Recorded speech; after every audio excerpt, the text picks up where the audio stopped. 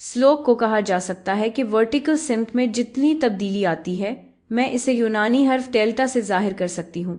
ये छोटा ट्राइंगल असल में यूनानी हर्फ डेल्टा है और इसका मतलब है अमोदी सिमत में तब्दीली। ये वर्टिकल सिमत में तब्दीली को हॉरिजॉन्टल सिमत में तब्दीली से तकसीम करना होता है। ये स्लोप की मायारी तारीफ है और ये किसी चीज़ की ढलवान की पैमाइश करने का एक माकूल तरीका है। मिसाल के तौर पर, अगर हम यहाँ एक्स वाई प्लेन देख रहे हैं तो हमारी वर्टिकल सिमत में तब्दीली वाई में तब्दीली होगी और हॉरिजॉन्टल सिमत में तब्दीली एक्स में तब्दीली होगी, यानी वाई में तब्दीली एक्स में तब्दीली से तकसीम। तो अब देखते हैं कि ये स्लोप के लिए अच्छी तारीफ क्यों है।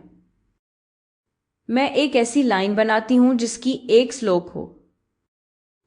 एक स्लोप कुछ इस तरह नजर आएगी। मैं यहां से शुरू कर सकती हूं और अपना लाइन टूल निकाल लेती हूं। तो जैसे ही स्लोप में x एक से बढ़ता है, y भी एक से बढ़ता है।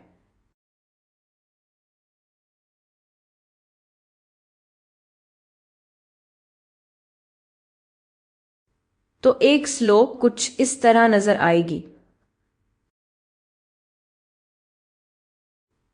बिल्कुल कुछ ऐसे।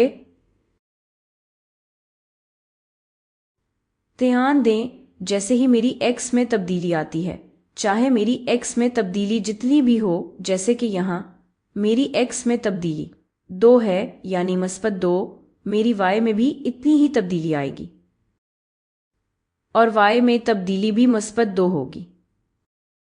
तो y में मेरी तब्दीली x में तब्दीली से तकसीम करके यानी 2/2 है, जो कि 1 है। तो इस लाइन के लिए स्लोप 1 के बराबर है। लेकिन अगर स्लोप 2 हो तो वो कैसा नजर आएगा? देखें, 2 की स्लोप का ज्यादा ढलवान होगा और मैं इसे बना भी सकती हूं। मैं 2 की स्लोप को इसी मकाम से शुरू कर सकती हूं।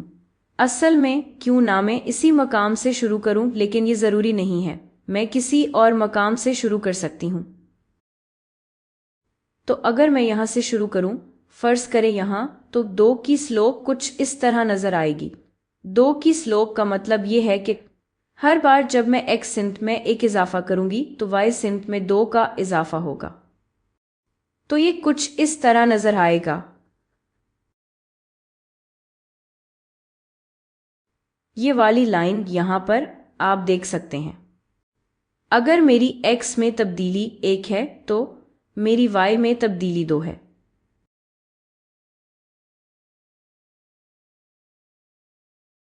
तो y में तब्दीली को x में तब्दीली से तकसीम करने पर 2 को 1 से तकसीम किया जाएगा। यहाँ की स्लोप 2 होगी। और अब उम्मीद है कि आप समझ रहे होंगे कि स्लोप की ये तारीफ क्यों अच्छी है। जितनी ज़्यादा स्लोप होगी, इतनी ही ज़्यादा लाइन की ढलवान होगी। जितनी तेज़ ये बढ़ती है, इतना ही तेज़ हम वर्टिकल सिमत में इजाफा करते हैं जब हम हॉरिजॉन्टल सिमत में 1 का इजाफा करते हैं। अब अगर स्लोप मनफी हो तो क्या होगा? जरा सोचें कि अगर किसी लाइन की स्लोप मनफी हो तो इसका क्या मतलब होगा। देखें, मनफी स्लोप का मतलब ये होगा कि हम एक मिसाल ले सकते हैं। फर्ज करें, अगर हम अपनी y में तब्दीली को x में तब्दीली से तकसीम करें, फर्ज करें कि ये बराबर है -1 के।